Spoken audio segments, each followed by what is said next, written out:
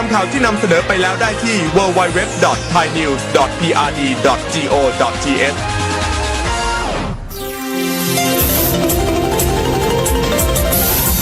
วิทยุแห่งประเทศไทยให้ความรู้คู่ความสุขคุณกำลังฟังสถานีวิทยุกระจายเสียงแห่งประเทศไทยจังหวัดลำปาง FM 97 MHz วันเสาร์อาทิตย์นี้ไปแอวกาดนั่งก้อมแอดน้องกระทิงกันนะคะ ฟังเพลงเพราะๆดนตรีในสวน ดื่มด่ำไปกับกาแฟสดและเครื่องดื่มหลากชนิด เลือกซื้อของกินของใช้ที่หลากหลาย ทั้งอาหารข้าวขนมหวาน สินค้าเกษตรปลอดภัย สินค้าโอท็อปชุมชน และยังมีศูนย์สุขภาวะ ให้บริการด้านการแพทย์แผนไทยอีกด้วย จะช็อปชิมชิลเช็คอินกันได้ที่กาดนั่งก้อมแอดน้องกระทิงตั้งแต่ 6 โมงเช้าถึงบ่าย 2 พื้นที่แห่งความสุขสำหรับทุกคนกาดนั่งก้อมแอดน้องกระทิงโดยองค์การบริหารส่วนจังหวัดลำปางมากกว่าคาเฟ่ไวท์เท่าคาเฟ่คือพื้นที่แห่งโอกาสและกำลังใจบรรยากาศดูอบอุ่นแล้วเขาเข้ามาแล้วมันรู้สึกสบายตาสบายใจเครื่องดื่มนี่ราคาเริ่มต้นก็40 บาทคุ้มมากเจ้าที่นี่ไวท์เท่าคาเฟ่คาเฟ่น้องใหม่กับบาริสต้าวัยเก๋ามาลองชิมโกโก้ดูอร่อยเจ้าทับแขกต่างบ้านต่างเมืองกับปลามาแอลได้นะเจ้ามีเบเกอรี่แล้วก็สถานที่ก็น่านั่งนะเจ้าเนาะไวท์เท่าคาเฟ่คือพื้นที่กลางในการแลกเปลี่ยนเรียนรู้ของผู้สูงวัยเปิดโอกาสให้ได้ฝึกอาชีพสร้างรายได้และส่งต่อแรงบันดาลใจสู่คนรุ่นใหม่น่ารักคือเป็นผู้สูงวัยที่แบบเปิ้ลได้มาพัฒนาอาชีพสวยทำให้เปิ้ลได้เห็นว่าเปิ้ลยังมีศักยภาพอยู่สวยชอบมากๆคือมีจุดเด่นในเรื่องของการกระตุ้นให้ผู้สูงวัยได้พัฒนาในการทำงานทำอาชีพยังได้อยู่ไวท์เท่าคาเฟ่ทุกวันคือการเริ่มต้นใหม่ที่ถูกเสิร์ฟด้วยหัวใจเปิดบริการทุกวันตั้งแต่เวลา 8 โมงเช้าถึง 4 โมงเย็นอยู่ในพื้นที่ลำปางเกตเวย์ลานหน้าพระบรมราชานุสาวรีย์สมเด็จพระนเรศวรมหาราชอำเภอเกาะคามาแอลลำปางเนี่ยแนะนำเลยให้มาไวท์เท่าคาเฟ่เจ้าบรรยากาศดีมากทุกคนรู้เป็นมิตรไวท์เท่าคาเฟ่พื้นที่ต้นแบบแห่งโอกาสและกำลังใจ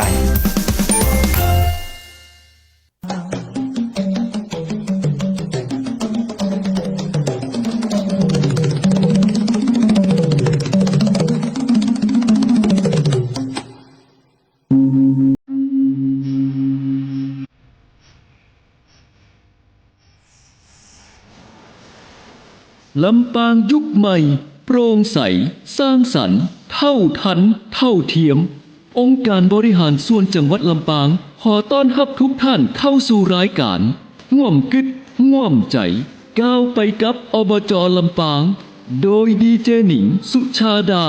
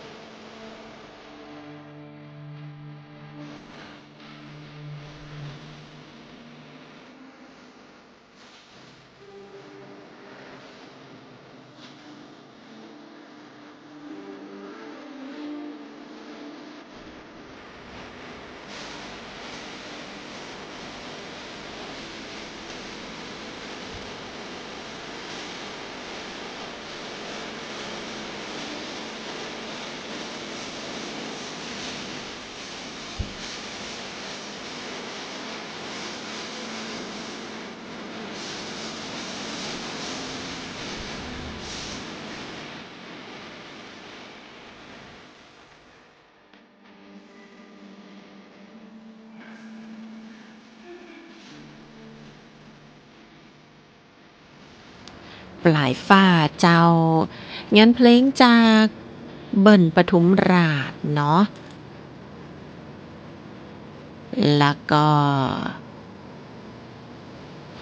ตอนทับเจ้าสำหรับพ่อแม่พี่น้องแฟนรายการห่วมคืดห่วมใจก้าวไปกับอบจ.ลำปางรายการวิทยุจากองค์การบริหารส่วนจังหวัดลำปางเจ้านำโดยท่านนายกคนเก่งของเฮาท่านนายกตวงรัตน์โลสุนทรนะวันนี้ป้าการยำแรงเจ้าวันศุกร์ที่19ธันวาคม2568เนาะดีเจปีหนิงสุชาดาวันนี้ติดภารกิจเจ้าบอกน้องยุ้ยเฮ้ยวันนี้ดีเจปีหนิงไปเป็นพิธีกรเด้อตีเวทีกลางเนี่ยเจ้างานฤดูหนาวและของดีนครลำปางเนาะซึ่งในคืนนี้19ธันวาคมแล้วก็เวลา 19 นาฬิกาเจ้าตีเวทีกลางเปิ้นจะมีการประกวดห้องเพลงผู้นำท้องถิ่นเสียงทองเนี่ยพี่น้องเฮ้ยบรรยากาศถ้าจะม่วนคึกคักขนาดนะเจ้าก็ได้ยินจื่อพิธีกรแล้วก็ได้โอ้นะรับรองได้กำโอกำจ่าเวทีนี้ต้องม่วนนะเจ้ามีแซวมีอย่างกันแน่เนาะนักห้องแฮมนะกองเชียร์แฮมคลึกคลื่นขนาดละนะเจ้านี่คือบรรยากาศแห่งความสุขนะที่เขาได้มาปะกันนะและสำหรับงานฤดูหนาวเนี่ยก็จะสิ้นสุดวันที่21ธันวาคมนี้แล้วนะเจ้า1 ทุ่มของวันที่21ก็จะหมุนวงล้อออกเลขรางวัลสลากกาชาดกันละเด้อไปติดตามรุ่นรางวัลด้วยกันเจ้ารายการห่วมเกิดห่วมใจก้าวไปกับอบจ.วันนี้เนาะติดตามรับฟังนะเจ้าผ่านทางสถานีวิทยุกระจายเสียงแห่งประเทศไทยจังหวัดลำปางเจ้า FM 97 เมกะเฮิรตซ์ออนไลน์ผ่านทางเพจของสวท.ลำปางกรมประชาสัมพันธ์ห่วมกึดห่วมใจก้าวไปกับอบจ.ลำปางเจ้าแสดงความยินดีแห่งกัหนึ่งสำหรับรางวัลชุมชนต้นแบบผู้สูงอายุและโรคบ่ติดต่อเรื้อรังนะเจ้าตีท่านนายกองค์การบริหารส่วนจังหวัดลำปางของเฮาท่านนายกตวงรัตน์โลสุนทรไปรับรางวัลตีหอประชุมใหญ่มหาวิทยาลัยราชภัฏเจียงไฮ้เจ้าจากต่างด้านของรางวัลจากต่างท่านวัฒนาช่างเหลาเนาะนายกสมาคมองค์การบริหารส่วนจังหวัดแห่งประเทศไทยแน่รางวัลนี้เจ้าสะท้อนถึงความมุ่งมั่นขององค์การบริหารส่วนจังหวัดลำปางในการพัฒนาคุณภาพชีวิตของพี่น้องผู้สูงอายุและก็ขับเคลื่อนงานด้านการป้องกันและควบคุมโรคบ่ติดต่อเรื้อรังในระดับชุมชนอย่างเป็นหูปธรรมต่อยะคือบ่มีข้อสงสัยประการใดเลยแฟนรายการเฮ้ยเนื่องจากว่าเขาได้หันผลงานเนาะในสิ่งที่เปิ่นพัฒนาคุณภาพชีวิตผู้สูงอายุเปิ่นดูแลเรื่องของสุขภาพอนามัยนะเจ้าโรคบ่ติดต่อเรื้อรังโครงการกิจกรรมต่างๆที่ขับเคลื่อนโดยองค์การบริหารส่วนจังหวัดลำปางก็นำมาซึ่งรางวัลความภาคภูมิใจที่เขาได้ติดตามข่าวสารนะแต่ว่านี่ดีเจปีหนิงก็ได้เล่าให้ฟังไปเป็นตีเรียบร้อยทีมงานสวท.ลำปางเขาก็แสดงความยินดีกับท่านนายกอบจ.ลำปางแล้วก็ทีมงานทุกท่านแห่มกำหนึ่งนะเจ้าเนี่ยก็ได้เป็นกำลังใจในการทำงานเพื่อพี่น้องชาวลำปางกันต่อไปเนาะในบรรยากาศของข่าวสารจากองค์การบริหารส่วนจังหวัดลำปางยังมีแหมหลายประเด็นเจ้าเดี๋ยวเขาจะเล่าสู่กันฟังในช่วงต่อไปเนาะวันนี้ความเกิดความใจก้าวไปกับอบจ.ลำปางมีความสุขนักๆเจ้าบรรเลงวันสุขวันแห่งความสุขของหมู่เฮากูคู่กูคนเนอ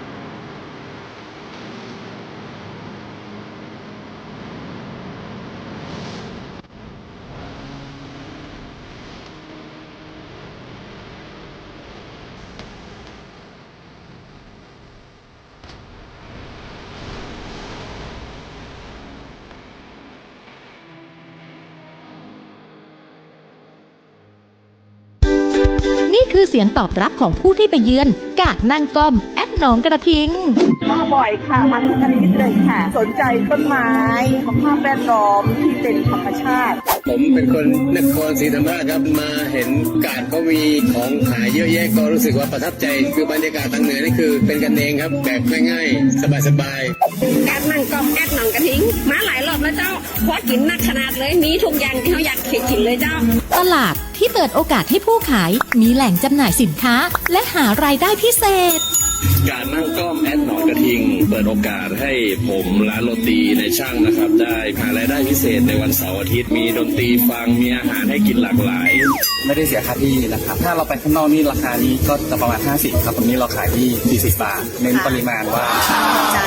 กาดนางกอมแอดหนองกระทิงเปิดจำหน่ายทุกวันเสาร์อาทิตย์ 6 โมงเช้าถึงบ่าย 2 โมงณสวนสาธารณะหนองกระทิงโดยองค์การบริหารส่วนจังหวัดลำปางที่นี่บรรยากาศดีมากเลยค่ะแล้วก็ประทับใจกาดนางกอมแอดหนองกระทิงขอเชิญชวนหน่อยเจ้ามาเปิดมีโอกาสผ่านมาก็เสาร์อาทิตย์จะลืมครับที่กาดนางกอมลำปางเลยครับบอดีลืมเจ้าตีการนางก้อมสวนสาธารณะหนองกระติงเนาะบ่เดี๋ยวนี้องค์การบริหารส่วนจังหวัดลำปางเปิ่นได้ปรับภูมิทัศน์นะเจ้ามีกิจกรรมเข้ามาเสริมสร้างความคึกคักสร้างความม่วนงันสร้างปื้นตีแห่งความสุขเป็นประจำกูสัปดาห์แล้วก็สำหรับสัปดาห์นี้ก็ยังอยู่ในช่วงกงสุดใต้สำหรับงานฤดูหนาวเนาะ2 คืนสุดใต้ของงานฤดูหนาวตัวนะเจ้าดังนั้นแล้วพี่น้องก็แวะไปแอวตีน้องกระติงก่อนนะถ้าเป็นเบาหวานเนี่ยก็บางพ่องเนาะคนเฒ่าคนแก่บ่ใครไปบ่คืนนะแต่เบาหวานก็ใครหันนะใครหันบรรยากาศด้วยเปิ้นเนาะไปแอลพอนิทรรศการนะเจ้าจาก13อำเภอแล้วก็หน่วยงานต่างๆที่ไปร่วมจัดแสดงในหันก็สามารถที่จะไปแอลตึงกาดนางกอมแล้วก็หลวดไปงานฤดูหนาวได้ตัวแฟนรายการเจ้าวันศุกร์วันนี้ที่สวนสาธารณะหนองกระติงหันเปิดขึ้นหน้าเพจบอกว่าโอ้ดอกทานตะวันเบ่งบานฮับแสงตะวันยามเจ้าแล้วนะที่สวนสาธารณะหนองกระติงงามแฟนรายการเจ้าดอกทานตะวันสีเหลืองๆเนาะถ่ายหูปมันสีสดสีงามแต่เนอะลองไปแอลพอเดอร์เจ้าถ่ายหูปมาเปียกกันงามๆแล้วก็21 ธันวาคมนะเป็นวันอาทิตย์นี้นะเจ้าหันว่าโรงเรียนศึกษาสงเคราะห์จิตอารีนี่เปิ้นเจิญจวนปีน้องๆไปห่วมฝึกทักษะอาชีพผ่านกิจกรรมหลากหลายที่ตึ้งม่วนและก็สร้างสรรค์เจ้าแป้งขนมล้ำๆนะเป็นขนมไทยนะประดิษฐ์ดอกไม้จากผ้าใยบัวงานฝีมือของใจในครัวเฮือนการประกอบอาหารการแปลงผลิตภัณฑ์จากสมุนไพรซึ่งละออนนักเรียนเนี่ยเปิ้นบอกว่านั่นคือแรงบันดาลใจของชุมชนคือคนติกล้าฝึกฝนเปื่อวันตั้งหน้ามาห่วมส่งเสียงเชียร์ห้อยยิ้มแล้วก็กำชมกำตีฮื้อกำลังใจด้วยกันเติมพลังใจด้วยกันนะเจ้ากับทีมจากโรงเรียนศึกษาสงเคราะห์จิตอารีติการนางก่อมนะในวันอาทิตย์นี้21 ธันวาคมนะเจ้าเป็นกิจกรรม Learn to Earn ของเปิ้นนะฝึกทักษะอาชีพเนอะ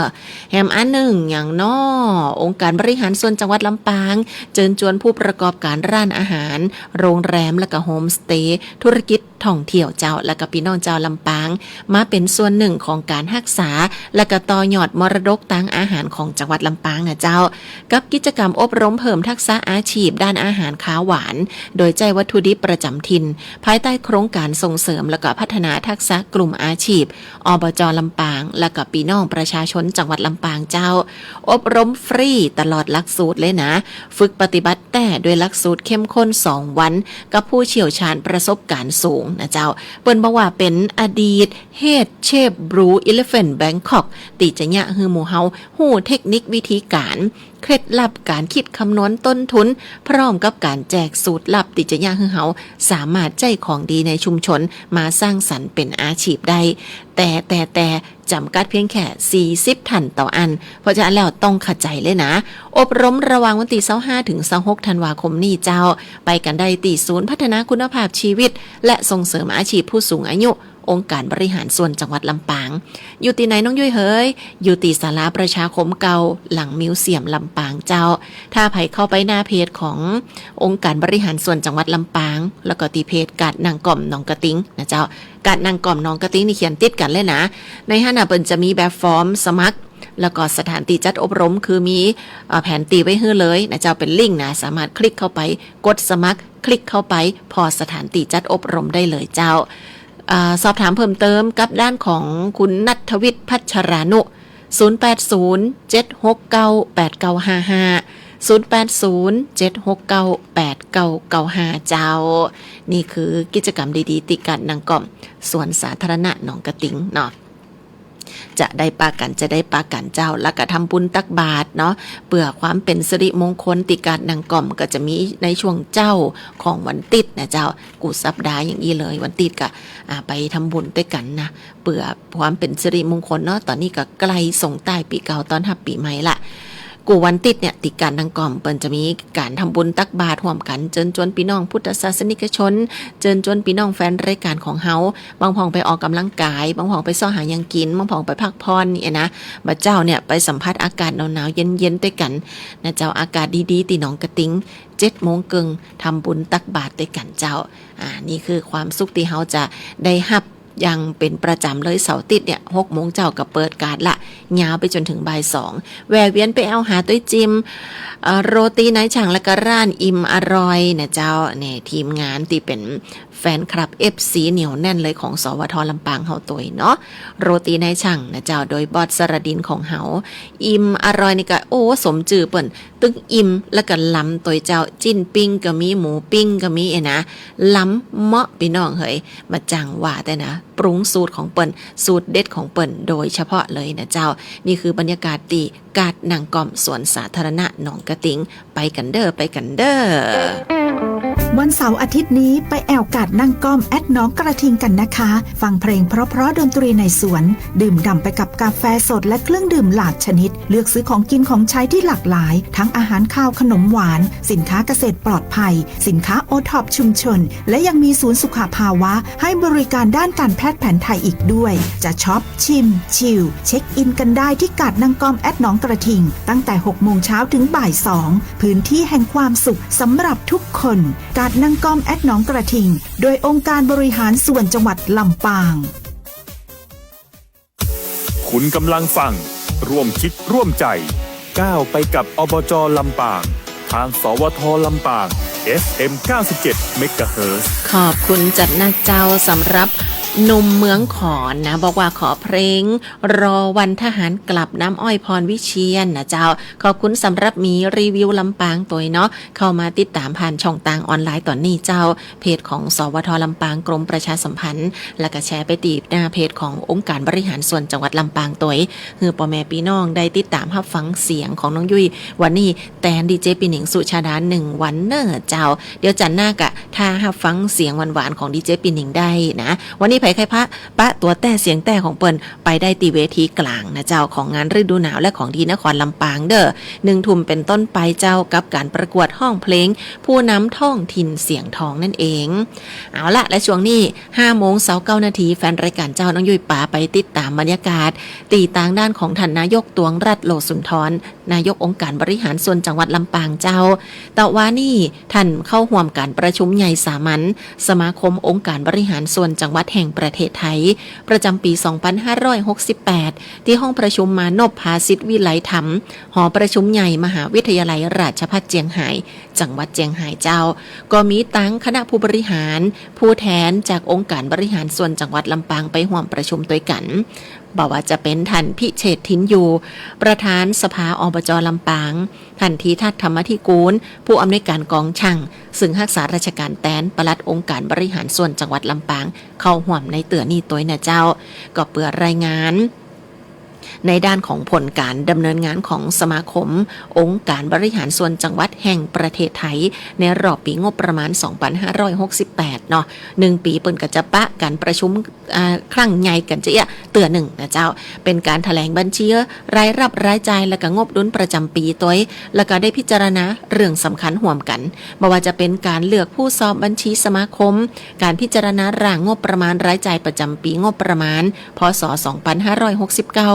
การเลือกตั้งคณะกรรมการสมาคมและก็การรับฟังความคิดเห็นจากต่างสมาชิก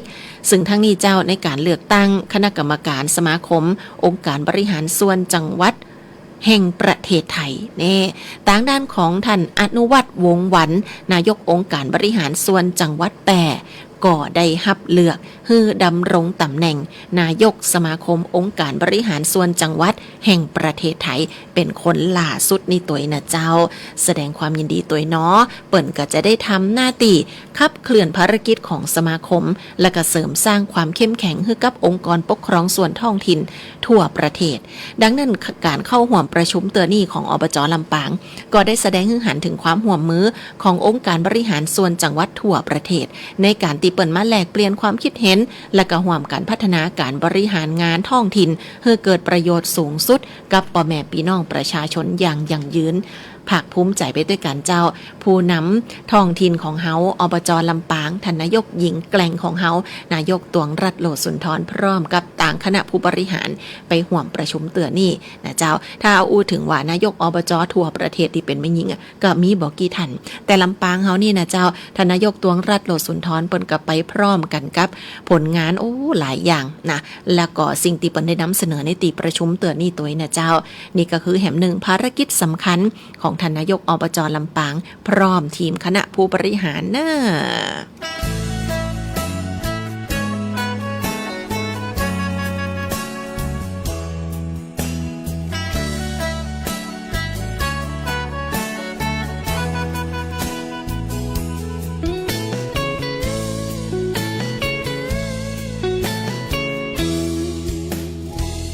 หอบใจโซโซมาวัดตะโกกราบหลวงพ่อรวยการเงินมันติดชีวิตมันป่วยตัวช่วยไม่มีเลยพ่อลูกมันคนจนขาดคนจริงใจความหมายไม่พอนับวันยิ่งจนแทนอขอพรหลวงพ่อช่วยที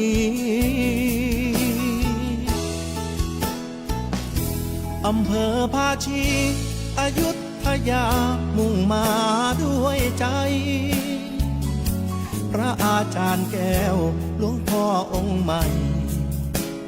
สานต่องานเต็มที่อยู่ก็ร่มเย็นเดินก็งามตามมหาเจดีย์เป็นศูนย์รวมใจภาชีเป็นบุญที่ลูกได้มาตั้งนะโมสามจบต่อด้วยคาถาบูชาหลวงพ่อนิมนต์เหรียญชนะจนขึ้นคอสวมเลสพันล้านที่ข้อมือขวาปัดเป่าความจนวอนพ่อช่วยดลให้คนเมตตาให้ลูกได้รวยกับเขาบ้างนะให้สมคำว่าสิทธิหลวงพ่อรวยฝากใจโซโซให้วัดตะโกแผ่บุญบันดาลสิ่งที่เคยติดแค่คิดให้ผ่านถูกฝันวอนพ่อให้ช่วยบาปที่ใครทำเจ็บที่เคยโดนให้พ้นความสวยฐานะที่ยังล้มป่วยพ่อรวยโปรดช่วยชี้ทางสัมพุทธชิตายัสสัจจานิเปรัสสะพระพุทธชิตาสัพพโสอิรวิภาสัมปัตโตนรุตตโมมหาลาภัมสัพพสิทธิภวันตุเมสาธุสาธุสาธุ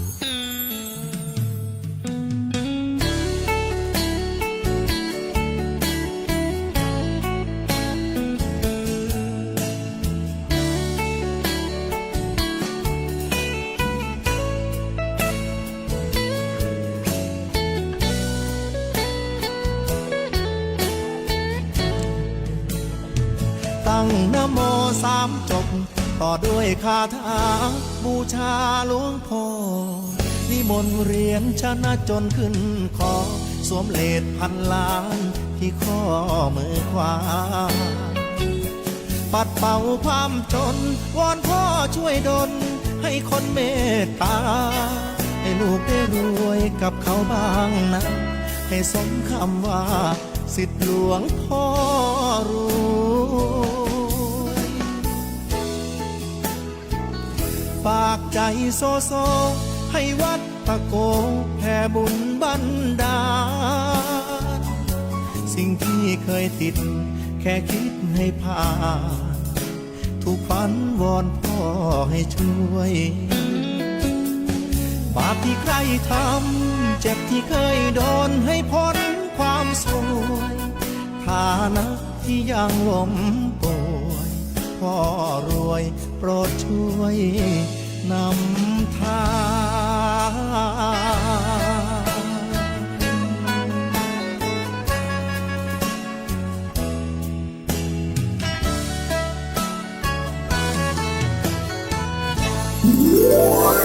มากกว่าคาเฟ่ไวท์เท่าคาเฟ่คือพื้นที่แห่งโอกาสและกำลังใจ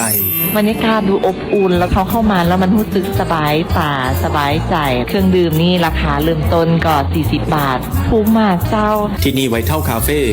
ฟ่น้องใหม่กับบาริสต้าวัยเก๋ามาลองชิมโกโก้ดูอร่อยเจ้ารับแขกต่างบ้านต่างเมืองกับป้ามาแอลได้นะเจ้ามีเบเกอรี่แล้วก็สถานที่ก็น่านั่งนะเจ้าเนาะไวท์เท่าคาเฟ่คือพื้นที่กลางในการแลกเปลี่ยนเรียนรู้ของผู้สูงวัยเปิดโอกาสให้ได้ฝึกอาชีพสร้างรายได้และส่งต่อแรงบันดาลใจสู่คนรุ่นใหม่น่ารักคือเป็นผู้สูงวัยที่แบบเปิ้ลได้มาพัฒนาอาชีพสวยทำให้เปิ้ลได้เห็นว่าเปิ้ลยังมีศักยภาพอยู่สวยชอบมากๆคือมีจุดเด่นในเรื่องของการกระตุ้นให้ผู้สูงวัยได้พัฒนาในการทำงานทำอาชีพยังได้อยู่ไวท์เท่าคาเฟ่ทุกวันคือการเริ่มต้นใหม่ที่ถูกเสิร์ฟด้วยหัวใจเปิดบริการทุกวันตั้งแต่เวลา 8 โมงเช้าถึง 4 โมงเย็นอยู่ในพื้นที่ลำปางเกตเวย์ลานหน้าพระบรมราชานุสาวรีย์สมเด็จพระนเรศวรมหาราชอำเภอเกาะคามาแอลลำปางเนี่ยแนะนำเลยให้มาไวท์เท่าคาเฟ่เจ้าบรรยากาศดีมากทุกคนรู้เป็นมิตรไวท์เท่าคาเฟ่พื้นที่ต้นแบบแห่งโอกาสและกำลังใจไวท์เท่าคาเฟ่นะเจ้าโอ้พี่น้องเฮ้ยตีนี่ก็ถือว่าได้รับความสนใจนะเจ้าโด่งดังนักขึ้นไปแหมโลกโซเชียลบเดียวนี่เนาะและก็โดยเฉพาะพี่น้องที่ฟังรายการวิทยุของเฮาอยู่นะเจ้าเป็นอย่างที่แบบว่าโอ้ศูนย์รวมแห่งความสุขโดยเฉพาะผู้สูงอายุที่ได้มาเฮียนฮู้ด้วยกันนะจะซื้อของกินของฝากนะเจ้าอย่างเม็ดกาแฟอย่าเอาเปิ้งใจแต่ละพันที่ว่าเป็นของคนลำปางตัวเนาะอยู่ตั้งแจซ่อนก้างอย่างนะที่เปิ้นเอาเมล็ดพันธุ์กาแฟมาขายเอาเปิ้งใจยังได้ก็อุดหนุนได้นะเจ้าเมนูแต่ละอย่างนี่เด็ดลำตึงนั่นเนี่ยพี่น้องแล้วก็รวมไปถึงบาริสต้าของเฮานี่ก็ซ้ำสุดยอดแต่เลยนะ ของฝากนะเจ้าระดับพรีเมียมกับที่นี่เนาะได้เรียนรู้ได้ศึกษาประวัติศาสตร์ของสมเด็จพระนเรศวรมหาราชด้วยกันนะเจ้าอันนี้ก็ถือว่าเป็นข้อดีเนาะที่เฮาได้มีโครงการลำปางเกตเวย์นะเจ้าอยู่ในพื้นที่ของบริเวณลานพระบรมราชานุสาวรีย์สมเด็จพระนเรศวรมหาราชนะหมู่เฮาได้ไปแหวกกันโดยเฉพาะปีใหม่เนี่ยเจือว่าเดี๋ยวจะได้มีพี่น้องนักท่องเที่ยวนะเจ้าประชาชนหรือว่าคนลำปางเฮาตีได้ยินข่าวสารแต่บ่เคยมากำเตี่ยนะท่านจะต้องได้มาเยือนละเตือนนี่เนาะมาถ่ายรูปด้วยกันงามๆเด้อเจ้าแล้วก็ในวันผูกนี่เนาะวันผูกนี่นะวันที่20 ธันวาคมก็จะมีต่างคณะทูตานุทูตประจำประเทศไทยนะเจ้าตีเปิ้นได้เดินต่างมาเยือนจังหวัดเชียงใหม่แล้วก็ลำปางเนาะระหว่าง3วันเนี่ย18 19 20 ธันวาเปิ้นอยู่ในพื้นที่จังหวัดลำปางกับกิจกรรมธรรมชาติบำบัดและเฮียนฮู้วัฒนธรรมท้องถิ่นเจ้าโดยตีว่าเดี๋ยววันผูกเนี่ยวันที่20 ธันวาคมเนาะช่วงเจ้า8 โมงนะเปิ้นจะไปตีกาดนางกอมแฟนรายการเฮยจากนั้นนะเจ้าก็จะไปตีวัดชุมพูหลวงเนี่ยไปร่วมพิธีป้อยหลวงนะประมาณสัก9 โมงเนาะแล้วก็ไปเยี่ยมชมตีลำปางเกตเวย์รวมถึงมิวเซียมลำปางตัว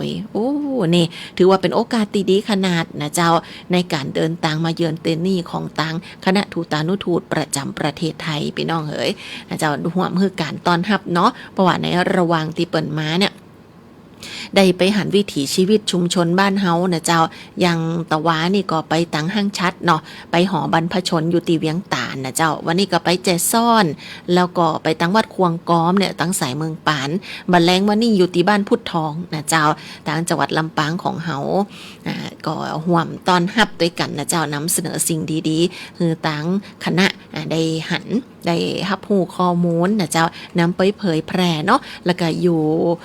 กับความประทับใจนะเจ้ากับจังหวัดลำปางเฮาเนี่ยบรรยากาศที่มีความสุขจะอีพี่น้องเฮ้ยเอาละ5:41 นาทีเจ้าน้องยุ้ยไปต่อกับข่าวสารจากองค์การบริหารส่วนจังหวัดลำปางในวันที่18ธันวาคมที่ผ่านมานะเจ้าตั้งท่านนายกตวงรัตน์โลสุนทรนายกองค์การบริหารส่วนจังหวัดลำปางมอบหมายให้ตั้งท่านพิษณุพลประสานรองนายกองค์การบริหารส่วนจังหวัดลำปางเข้าร่วมหารือกับผู้แทนจากสถาบันสารสนเทศทรัพยากรน้ำองค์การมหาชนเจ้าซึ่งนำโดยนางสาวเพ็ญศิริสรันรัตน์ผู้อำนวยการฝ่ายส่งเสริมการใช้เทคโนโลยีและสารสนเทศทรัพยากรน้ำพร้อมถึงหัวหน้าส่วนราชการจังหวัดลำปางและก็ในงานที่เกี่ยวข้องกับทรัพยากรน้ำเพื่อหารือแนวทางการขับเคลื่อนการดำเนินงานศูนย์ข้อมูลน้ำระดับจังหวัดที่ห้องประชุมเขตหลังนครจันทร์3สารกลางจังหวัดลำปางเจ้ามีตั้งท่านผู้ว่าราชการจังหวัดลำปางนายวิวัฒน์อินไทยวงศ์เป็นประธานโดยการประชุมเตือนนี้ก็เปิดวางกรอบความห่วมมือในการสร้างระบบฐานข้อมูลน้ำที่ครอบคลุมและก็แม่นยำโดยเน้นการบูรณาการข้อมูลห่วมกันระหว่างหน่วยงานในท้องถิ่นและก็ส่วนกลางเพื่อใจในการวางแผนบริหารจัดการน้ำและก็เฝ้าระวังภัยพิบัติในพื้นที่จังหวัดลำปางอย่างมีประสิทธิภาพรวมถึงการกำหนดทิศทางการบริหารศูนย์ข้อมูลน้ำการเตรียมความพร้อมในการรับมือกับภัยพิบัติในอนาคตและมติที่ประชุมเปิ่นกะหันชอบให้สำนักงานจังหวัดลำปางได้มีการแต่งตั้งคณะกรรมการบริหารจัดการข้อมูลน้ำระดับจังหวัดหันชอบให้องค์การบริหารส่วนจังหวัดลำปางเป็นศูนย์ข้อมูลน้ำระดับจังหวัดตัวนะเจ้าเพื่อเป็นกลไกสำคัญในการขับเคลื่อนการดำเนินงานอย่างต่อเนื่องและก็ยั่งยืนต่อไปนี่คือแห่งหนึ่งบทบาทสำคัญของอบจ.ลำปางเฮาเจ้าไปพอกันต่อเนาะกับบรรยากาศในวันนี้เจ้าตีสนามกีฬาเนาะซึ่งถือว่าโอ้คึกคักขนาดพี่น้องเหยบอกว่าจะเป็นการแสดงของผู้สูงอายุนะเจ้าตียังคงอบอุ่นนะในงานฤดูหนาวและของดีนครลำปางเนาะถึงตะวะบะแลงนี่ก่อนนะเจ้าตั้งท่านนายกตวงรัตน์โลสุนทรนายกองค์การบริหารส่วนจังหวัดลำปางมอบหมายไปยังหัวหน้าส่วนราชการองค์การบริหารส่วนจังหวัดลำปางร่วมให้กำลังใจผู้สูงอายุจังหวัดลำปางเจ้าในกิจกรรมการแสดงของผู้สูงอายุซึ่งจัดขึ้นโดยศูนย์พัฒนาคุณภาพชีวิตและส่งเสริมอาชีพผู้สูงอายุสพอสองค์การบริหารส่วนจังหวัดลำปางในงานฤดูหนาวและของดีนครลำปางประจำปี2569ตึงฟ้อนตึงเล่นดนตรีโอ้ยแม่อีปอทั้งหลายเปิ่นเก่งกันกูคนเลยเจ้าตั้งใจแต่เลยนะกิจกรรมเตือนนี่เพื่อส่งเสริมให้ผู้สูงอายุเนี่ยเปิ่นได้แสดงศักยภาพความสามารถความคิดสร้างสรรค์เสริมสร้างสุขภาพกายสุขภาพใจแล้วก็สร้างความภาคภูมิใจในคุณค่าของตัวเก่าเนาะสร้างการมีส่วนร่วมและความอบอุ่นในสังคมกู่ช่วงวัยเจ้าซึ่งก็มีตั้งท่านหัวหน้าส่วนราชการผู้นำท้องถิ่นแขกผู้มีเกียรติไปห่วมชมและก็ให้กำลังใจสำหรับผู้สูงอายุตีไปห่วมแสดงในงานเตือนนี่จำนวนนักเลยทีเดียวเนาะตีเวทีกลางนะในงานฤดูหนาวและของดีนครลำปางส่วนแห่งงานหนึ่งวันนี้สดๆห่อนๆเจ้ากับการแข่งขันกีฬาเยาวชนและประชาชนจังหวัดลำปางปีงบประมาณ 2569 ซึ่งทางด้านของนางสาวตวงรัตน์โลสุนทรท่านนายกองค์การบริหารส่วนจังหวัดลำปางของเฮาก็มอบหมายไปยังท่านสมพรนาคพิทักษ์ที่ปรึกษานายกองค์การบริหารส่วนจังหวัดลำปางได้เข้าร่วมพิธีเปิดการแข่งขันกีฬาเยาวชนและประชาชนจังหวัดลำปางประจำปีงบประมาณ 2569 โดยท่านไพโรจน์โลสุนทรสมาชิกสภาผู้แทนราษฎรระบบบัญชีรายชื่อพรรคเพื่อไทยอดีตรัฐมนตรีช่วยว่าการกระทรวงมหาดไทยและก็ประธานที่ปรึกษาสมาคมกีฬาแห่งจังหวัดลำปางเป็นประธานในพิธีโอกาสนี้นายกิติกรโลสุนทรนายกสมาคมกีฬาแห่งจังหวัดลำปางกล่าวรายงานถึงวัตถุประสงค์ของการจัดการแข่งขันซึ่งสมาคมกีฬาแห่งจังหวัดลำปางก็ร่วมกับองค์การบริหารส่วนจังหวัดลำปางจัดขึ้นในระหว่างวันที่ 1 ธันวาคม 2568 ไปจนถึง 14 สิงหาคม 2569 เลยนะตีสนามกีฬากลางจังหวัดลำปางโดยงบประมาณสนับสนุนจากองค์การบริหารส่วนจังหวัดลำปางอยู่ที่ 3,350,000 บาทเจ้าการจัดการแข่งขันเตือนี่ก็เพื่อให้น้องๆเยาวชนและประชาชนได้พัฒนาทักษะทางการกีฬาใจเวลาว่างให้เกิดประโยชน์เสริมสร้างความสามัคคีและก็เป็นการคัดเลือกนักกีฬาที่มีศักยภาพเป็นตัวแทนของจังหวัดไปสู่การแข่งขันในระดับที่สูงขึ้นซึ่งก็มีนักกีฬาและก็ผู้เกี่ยวข้องมาจากถึง13อำเภอไปร่วมการแข่งขันกว่า 10,000 คนเจ้าโดยกีฬาระดับเยาวชนจัดการแข่งขันตึงหมด11ชนิดกีฬาและเปิ้นก็มีการมอบเกียรติบัตรให้กับองค์การบริหารส่วนจังหวัดลำปางในฐานะหน่วยงานสนับสนุนการจัดการแข่งขันโดยทางด้านของท่านที่ปรึกษาสมพรก็เป็นผู้แทนในการรับมอบเกียรติบัตรรวมถึงหน่วยงานที่ให้การสนับสนุนการแข่งขันอันน่าภาคภูมิใจเตือนนี่ตัวนะเจ้านี่แหละคือบรรยากาศที่คึกคักขนาดแต่เจ้านี่ที่สนามกีฬากลางจังหวัดลำปางเฮาเนาะแหมหนึ่งเรื่องเจ้ากับตังภารกิจของท่านพิษณุพลประสานท่านรองนายกองค์การบริหารส่วนจังหวัดลำปางในการเป็นประธานเปิดโครงการพัฒนาทักษะการเขียนหนังสือราชการและก็งานสารบัญตามระเบียบสำนักนายกรัฐมนตรีว่าด้วยงานสารบัญโดยทางด้านของท่านอมรรัตน์ศรีคำหัวหน้าสำนักปลัดองค์การบริหารส่วนจังหวัดรักษาราชการแทนปลัดองค์การบริหารส่วนจังหวัดลำปางเป็นผู้กล่าวรายงานมีบุคลากรในสังกัดอบจ.ลำปางไปร่วมกัน121 คนเจ้าทางด้านของท่านไกรเฉดทองบุตรนิติกรชำนาญการพิเศษมาเป็นวิทยากรที่ห้องประชุมอบจ.ลำปางจันทร์1วันนี้เลยแต่เจ้าเนี่ยนะ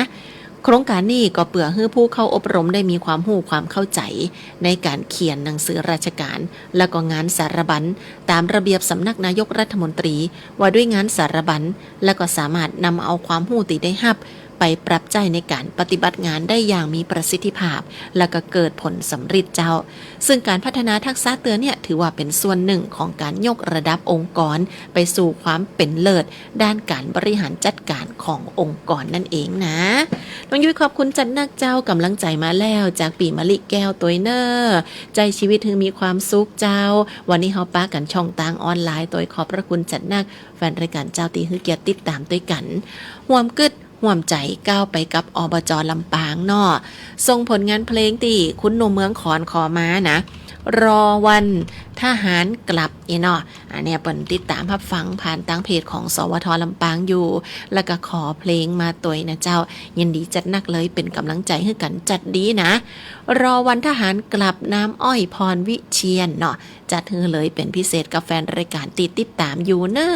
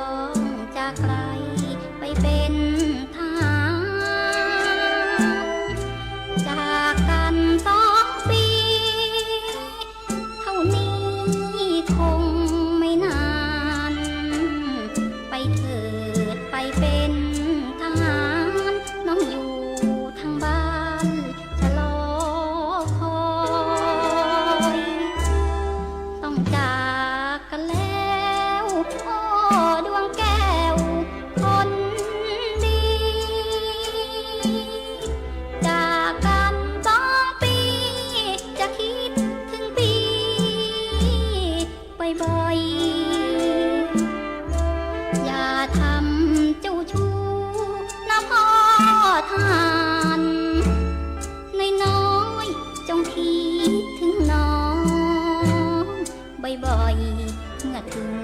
กองร้อยแล้วอย่าชี้โกดูรังจะระวังแก้มหอมลิ้นไม่ให้ตายไรไม่ให้ต้อมไม่ยอมให้งอมหลอกหนอจะรอวันคืนรอพ่อวันยืนพะเนาพะนองอยากจะเห็นเรือนหอสร้างไว้รอวันวิวาห์มองดูเดือนกำลังจะเลือนจากฟ้าจวนสิ้นแสงจันทราจรจำลากันก่อนขอให้โชคดีอย่าได้มีความอาวรณ์รับใช้ชาติเสียก่อนแล้วพี่ค่อยย้อ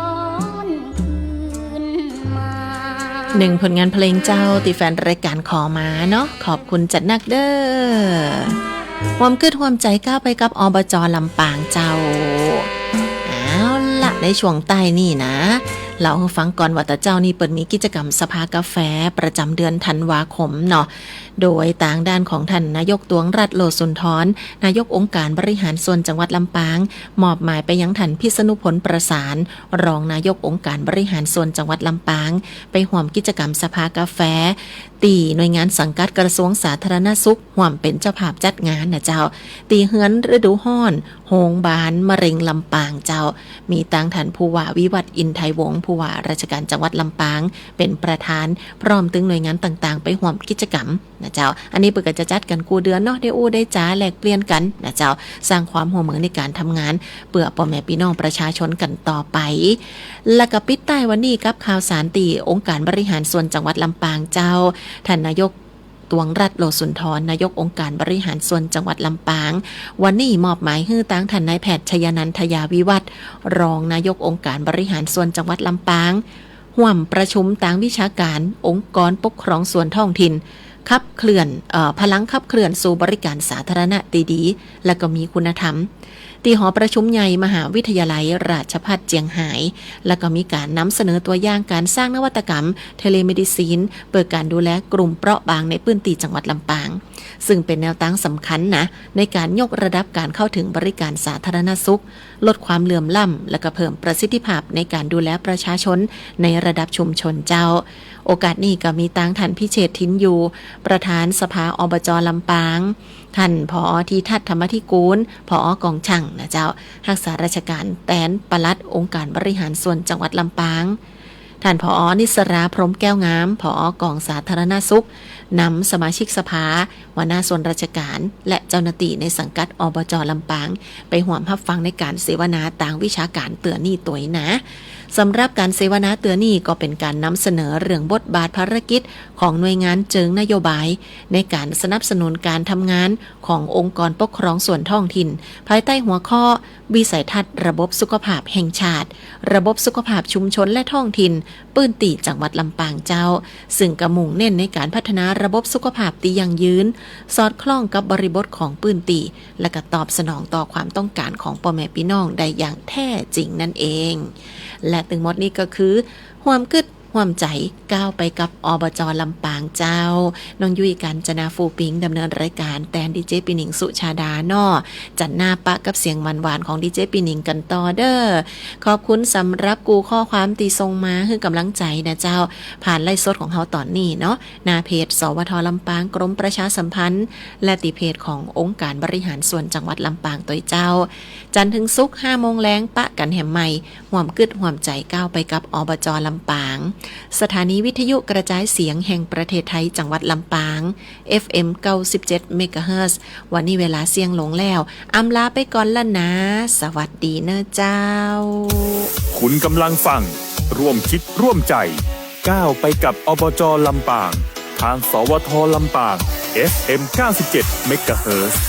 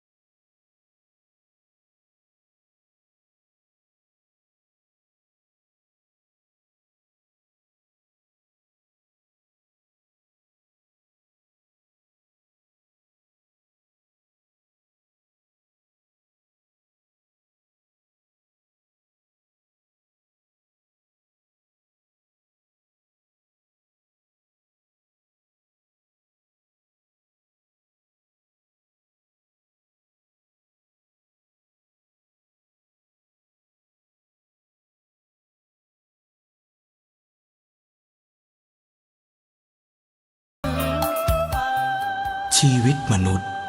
มีสุขมีทุกข์